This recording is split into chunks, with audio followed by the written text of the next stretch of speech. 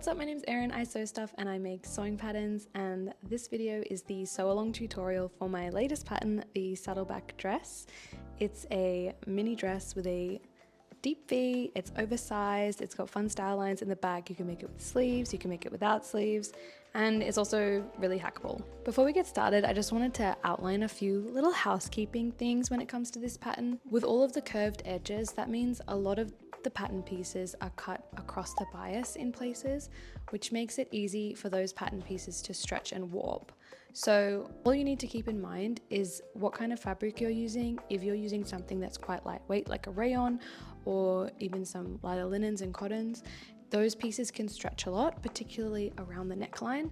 So if you are using a lighter fabric, then you should take note in the instructions where I talk about using stay tape or stay stitching, just to prevent those pieces from warping while you're sewing. I made this one out of denim and I didn't stay stitch, it didn't warp at all, but I made another one out of rayon and the neckline completely warped. So if you want to be on the safe side, then just stay stitch all your pieces on the curve, how they're outlined in the instructions, and you should be fine. Another quick tip is not to hold up your garment to look at it after you've, say you've just finished sewing the neckline or something. Don't dangle it in the air to look at it. Just lay it on the table or on the floor to look at what you've done. Dangling can also add to any warping that you might experience. And the final tip is when you're ironing, don't drag the iron across the garment, just press it. So if you stay stitched, don't dangle and press, then you'll be fine. Just keep those things in mind while you're sewing. Let's get to it. So I'm definitely going to start by stay stitching, and these are the three pieces that I would say are the most important to stay stitch. And the way you do that is just by starting from the top of the pattern piece and sewing a straight stitch down to the bottom of the curve. So for this shoulder piece, I'm starting at the top and then I follow that curve down and I finish the stay stitch at the bottom. And you don't need to back stitch because these will be hidden in the seam allowance later. Look at me carefully placing my pattern pieces so that they don't stretch or warp. You should do the same.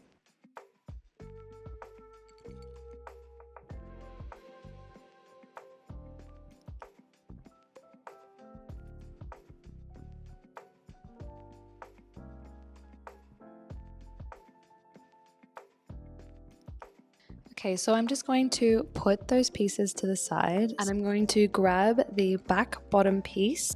And you don't need to stay stitch this because the first step is to add basting stitches, which are basically just really long stay stitches anyway.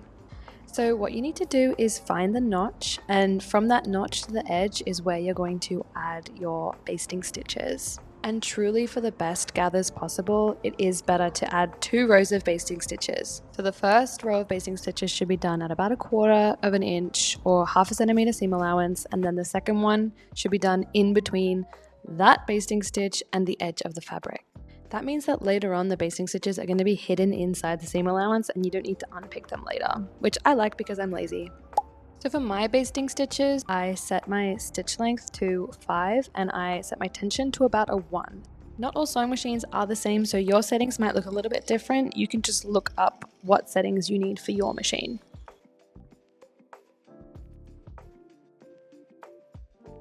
So once you've added 2 rows of basting stitches on one side of the back bottom piece, you can go ahead and add 2 rows of basting stitches to the other side. So I've just set my back bodice piece here so it's ready to go, but I'm going to take that back bottom piece and with those basting stitches, I'm going to grab the bobbin threads so I can pull on them to create those gathers.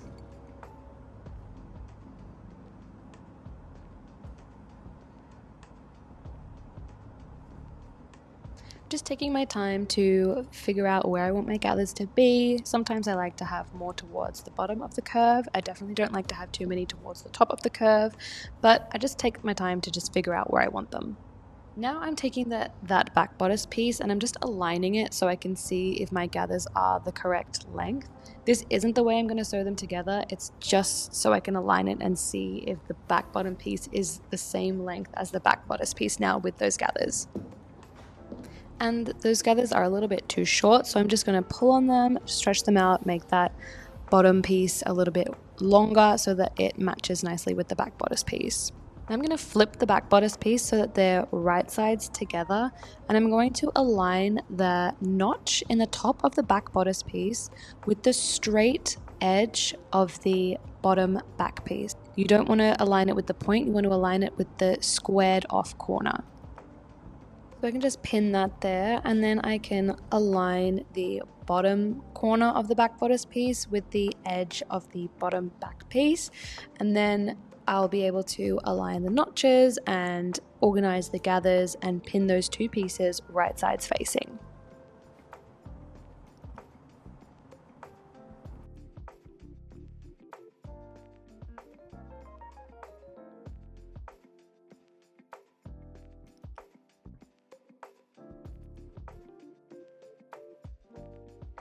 As you can see, I'm just sort of reorganizing my gathers as I'm pinning to make sure that they're nice and even.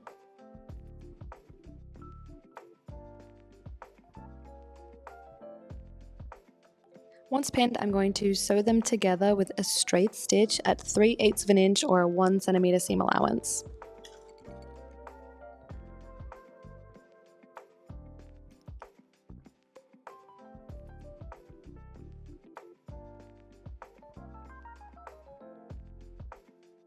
Now I'm finishing my seam with an overlocker, but if you don't have one, that's no problem. You can just use a zigzag stitch instead. Then you're going to want to make sure that you press your seam up towards the back bodice, and we'll flip it over so that the right side is facing us. Next, we're going to repeat on the other side, make those gathers, align that back bodice piece, pin them together and sew it with a 3/8 of an inch or 1 centimeter seam allowance. Okay, the back of the dress is really coming together. I've pressed that seam up towards the back bodice and I'm going to flip it over, and we can now attach the shoulder pieces. So I'm just carefully grabbing those and getting them ready, and then I'm going to place them right sides together with the back of the dress, and I'm going to align the top corner of that shoulder piece with the top corner of the back bodice piece, and then sort of ease that curve down towards the notch. So when you see that little step notch on the back bodice piece, that is a notch that aligns with that pointed end of the shoulder piece. And when I say pointed end, I mean the squared off edge, not the actual point. If that is at all confusing, I have a notch map in the instructions where you can kind of see how to align these back bodice pieces a little bit better.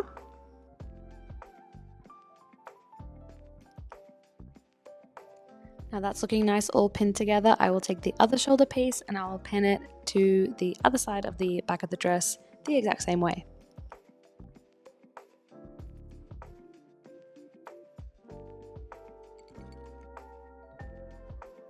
Now I can take it over to my machine and I can sew that together with a 3/8 of an inch or 1 centimeter seam allowance.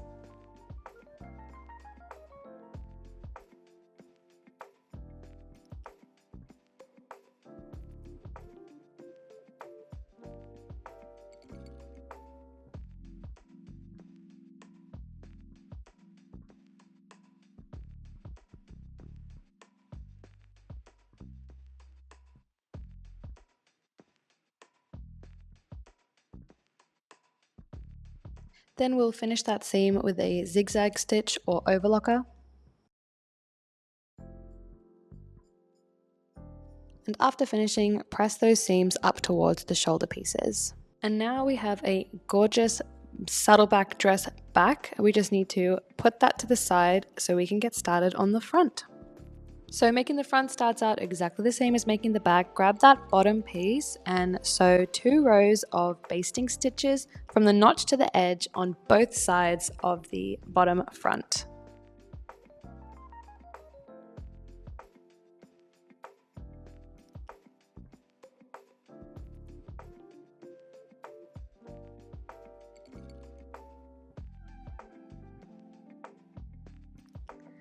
Next, you'll create your gathers by taking the bobbin threads on one side of that bottom dress piece and pulling on them to create that gathered effect.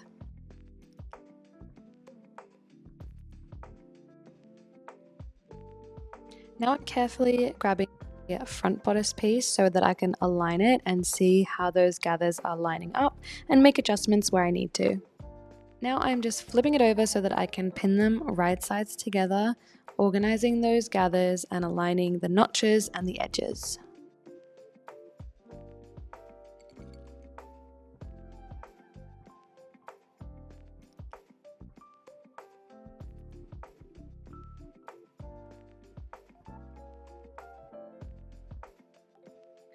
Then I'm going to sew that with a 3/8 of an inch or 1 centimeter seam allowance.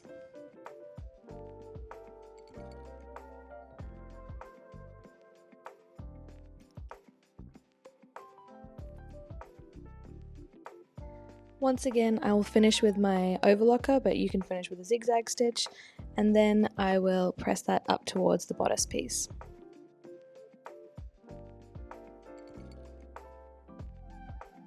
Now I'm just repeating on the other side, grabbing those bobbin threads to create the gathers.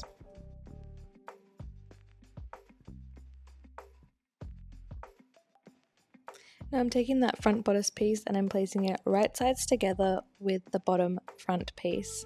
And I'm just going to align that top corner of the neckline of the front bodice piece with the seam allowance on the other side.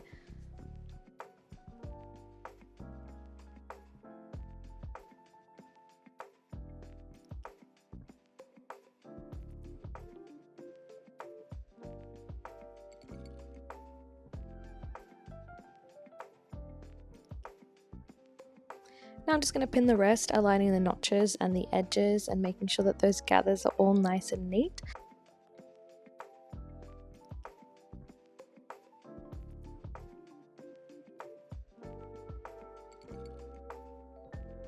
Then I'll just pop over to my sewing machine and sew that with a 3/8 of an inch or 1 centimeter seam allowance. Now because I don't want my two seams of the front bodice to overlap, I'm going to lower my needle right into the stitch line of the first front bodice seam that we did. That way they start in the exact same spot, but they don't cross over.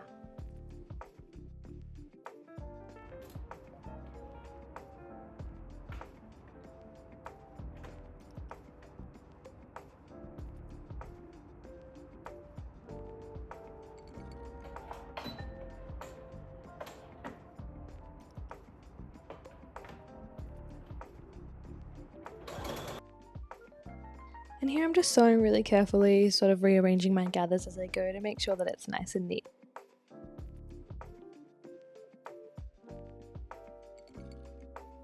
So this is how it should look. Those stitch lines come right up to meet each other, but they don't overlap. So you have this sort of little gap where they meet there, and that will be covered with the bias binding later.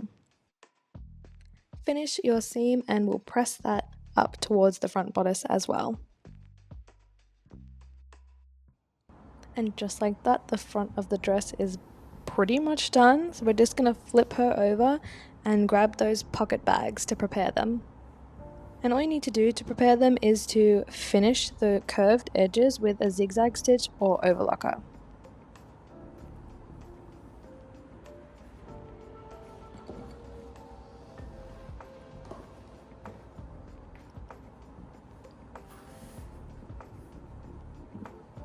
Now just align the top corner of the pocket bag with the notch on the side of your dress. Pin those right sides facing and repeat on the other side. Then we'll take that over to the sewing machine and sew it with a 3/8 of an inch or 1 centimeter seam allowance.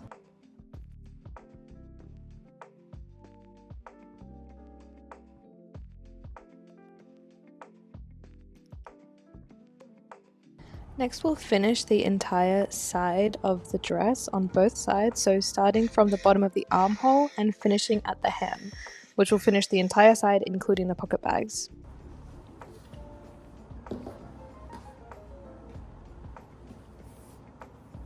Next I'm going to press the seam allowance towards the pocket bag, then I'm going to flip it over and top stitch really close to that seam. This is an understitch and this will actually be hidden in the finished garment. You won't be able to see it, but it stops your pocket from rolling out and becoming visible. So all you're doing is a simple straight stitch really close to that seam to sew the pocket bag to the seam allowance underneath.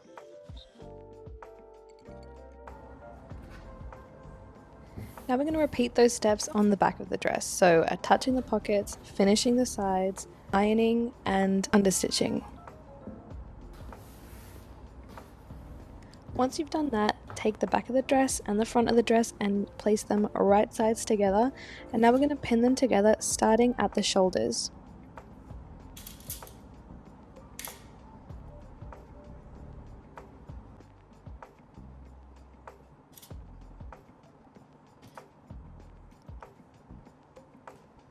Now you can pin down the side of the dress. I like to start at the base of the armhole and then I line up the seams, pin around the pocket bag and the rest of the dress.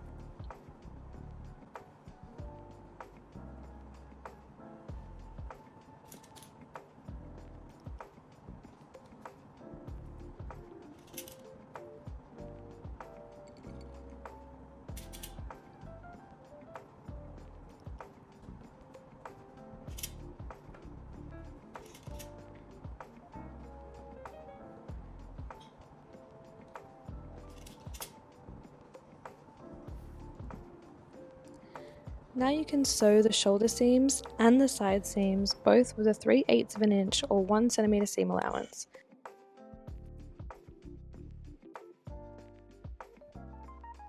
When you get to the pocket bag, just lift up your presser foot so that you can pivot around the needle and sew around the pocket bag.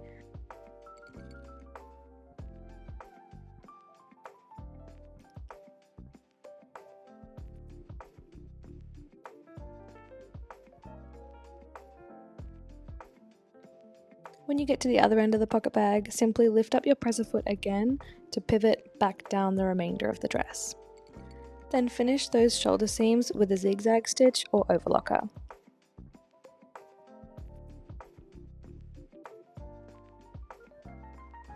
Now it's time to finish the neckline with this bias binding piece. Now all I did to prepare this was I folded it wrong sides together and gave it a press. Then I unfolded it and used that center fold line as a guide to fold the outside edges in towards the middle, and I pressed it again, and you're left with a piece of bias tape.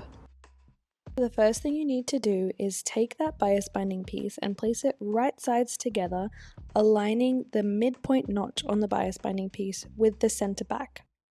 Continue pinning around the neckline towards the shoulder, gently stretching the bias binding around the curves as you go.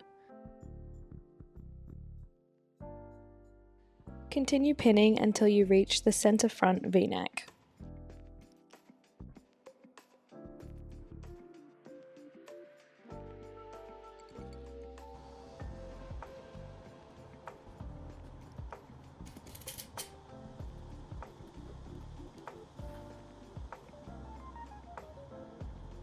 Lay the binding flat on the bodice and use a ruler to draw a line straight down, marking the center front.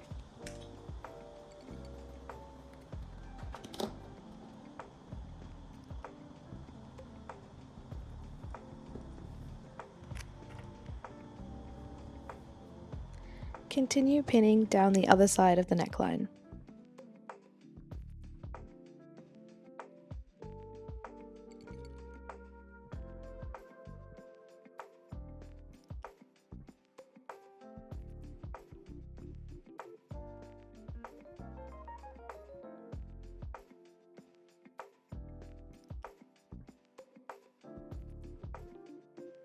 When you get to the V-neck at the center front, grab your ruler again and draw another line straight down to mark the center front.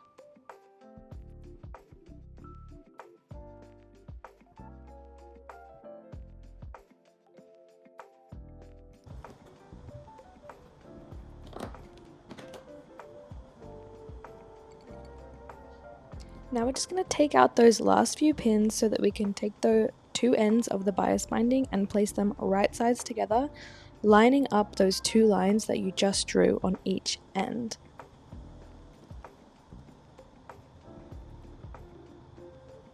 Then we're going to pin those together and we'll sew a straight stitch down that line marking the center front.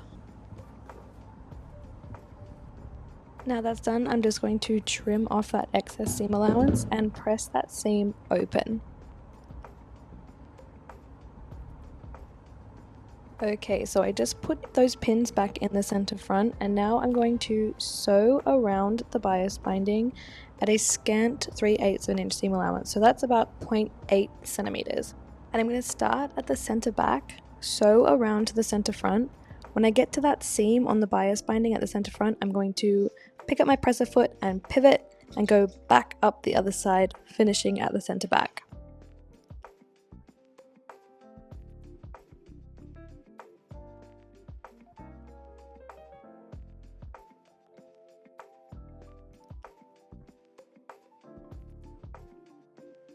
See here, I'm just slowing down as I approach that center front, and I'm going to stop right when my needle hits that seam, pick up my presser foot, pivot around, and sew right back up the other side.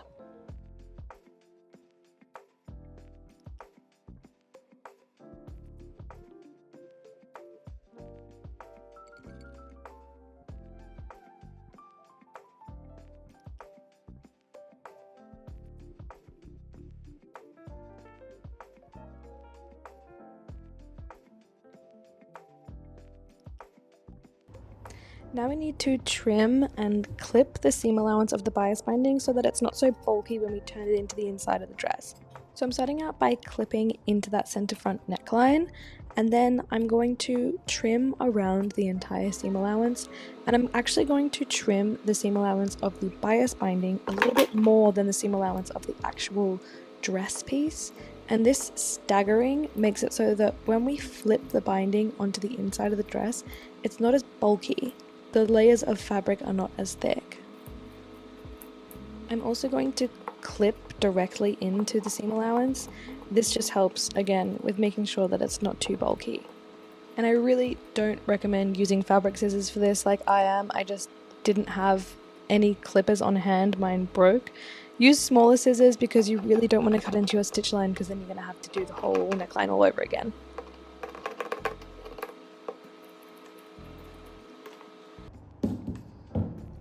And finally, I'm just going to clip that corner off the seam allowance at the V-neck, just so it's easier when we're folding that bias binding onto the inside of the dress later on. Now the next step is to understitch the bias binding to the seam allowance underneath, and before we do that we need to press the bias binding up. Do not skip this step, it's very important. And then you're just going to understitch, similar to how we did the pockets, around the entire neckline, starting at the center back and stopping just before the center V-neck. You don't want to go all the way to the V-neck because it's not going to look cute. Just stop about 2 or 3 centimeters before you get to the V-neck.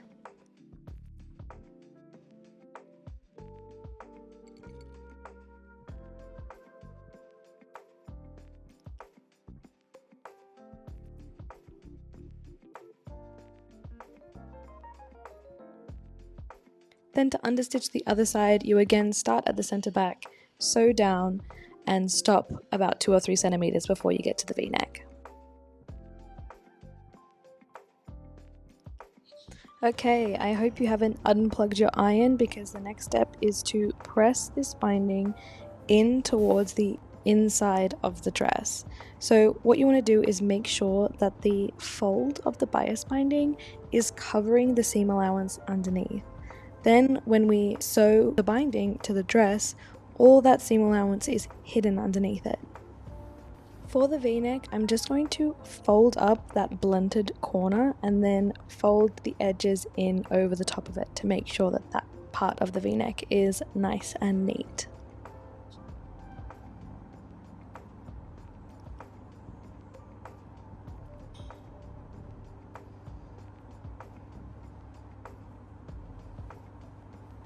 Okay, as you can see, I have turned my dress inside out and all of that bias binding is pressed nicely.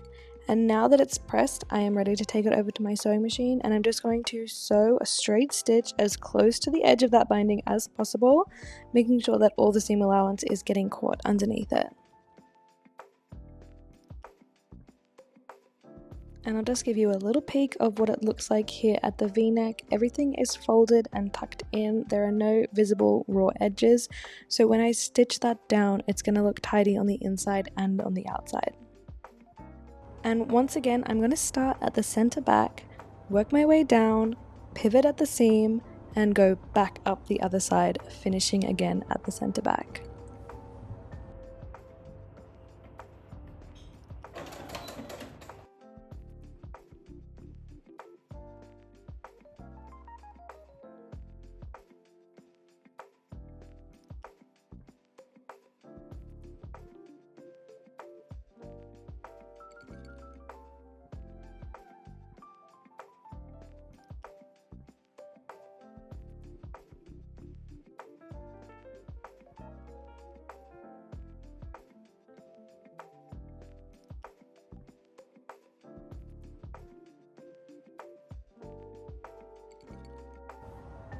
Give that neckline a nice steamy press and you should have something that looks a little like this.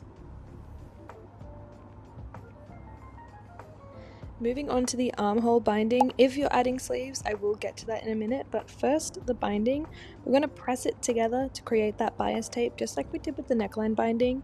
Then place the two short ends together and we're going to sew them with a 3/8 of an inch or 1 centimeter seam allowance. And I'm going to do that on both armhole binding pieces. Okay, now that's sewn up and I have pressed the seam open and I have this circle that I can now attach to the armhole. So I'm going to pin those right sides together, starting by matching the seam on the armhole binding with the side seam of the armhole.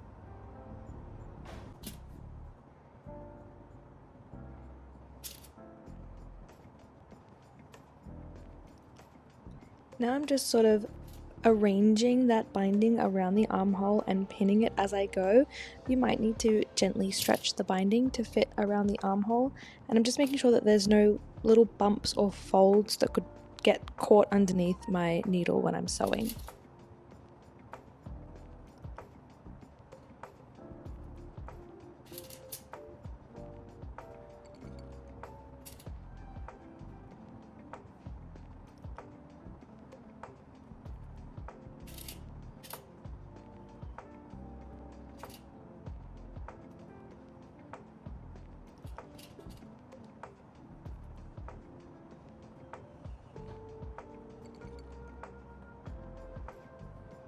And see here, one of my pins created a fold, so I'm just going to take that pin out and re-pin that area to make sure that it is nice and flush.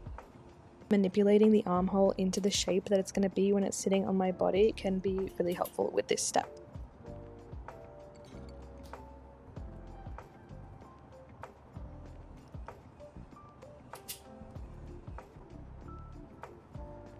Okay, I'm just going to pin the other armhole binding on the other side off camera, and then I'm going to sew around both armholes with a scant 3/8 of an inch seam allowance, or around 0.8 centimeters.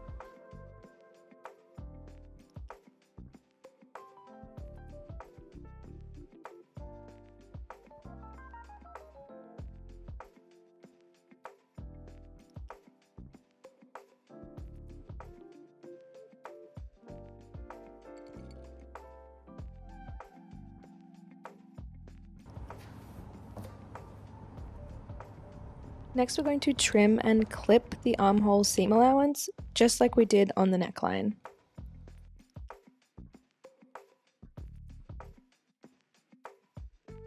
I really do suggest taking your time here, because if you cut into your armhole or accidentally cut a hole into your dress at this point, it will be really frustrating. So just take it nice and slow.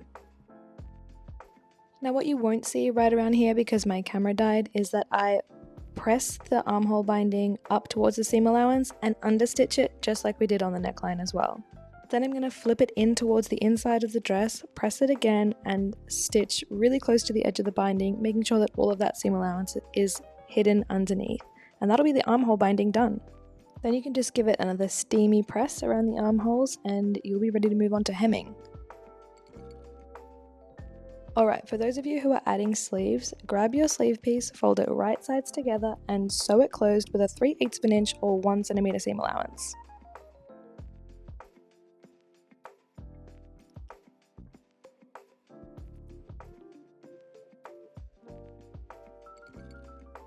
Then finish that seam with a zigzag stitch or overlocker and press the seam towards the back of the sleeve. Now turn your dress inside out so that you can place the sleeve inside so that they're right sides together. Then pin your sleeve to the armhole, starting with the side seam, matching it with the seam of your sleeve.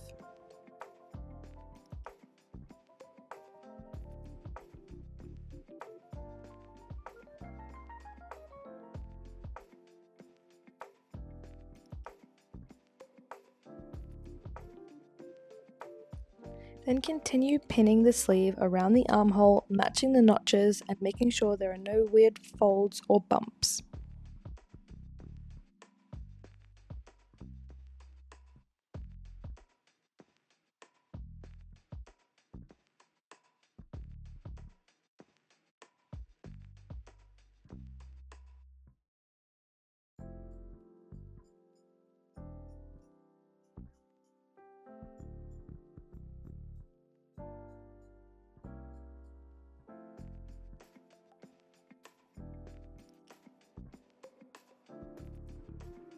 Then sew around the armhole with a scant 3/8 of an inch seam allowance, which is about 0.8 centimeters.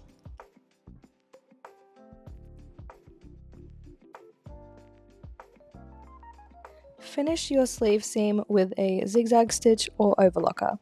Then repeat on the other side to attach the other sleeve to the dress. The last step for the sleeve is adding the elastic to the cuff. So I just folded my sleeve up by 0.5 centimeter and then by another 1.5 centimeters, and that's going to create the elastic channel. For the elastic, I just grabbed some elastic and I am going to wrap it around my wrist so that it can overlap and it doesn't feel tight at all. That way I can pull it up and down my arm and style it different ways. So now I'm just going to sew along that cuff very close to the edge of where that fold is, but I'm going to leave a gap of about 3 to 5 centimeters just so that I have enough space to feed that elastic through later.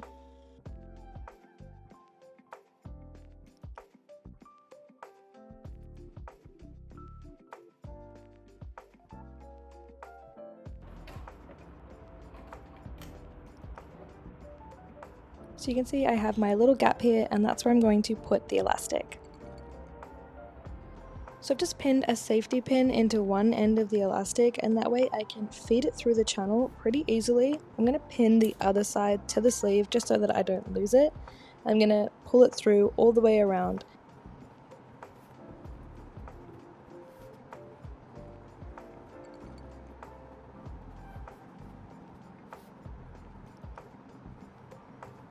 When I get to the other side, I'm just going to remove that safety pin, cross the two ends of the elastic over by about 1 centimeter, and I'm going to attach them using a zigzag stitch. And I'll just backstitch a couple of times.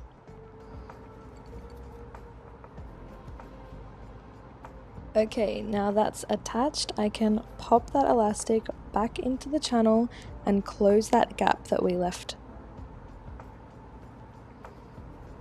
Then you'll just repeat on the other sleeve and you will have attached 2 beautiful sleeves to your saddleback dress. Now is also an excellent time to try on your dress anyway to see how much you want to hem it by.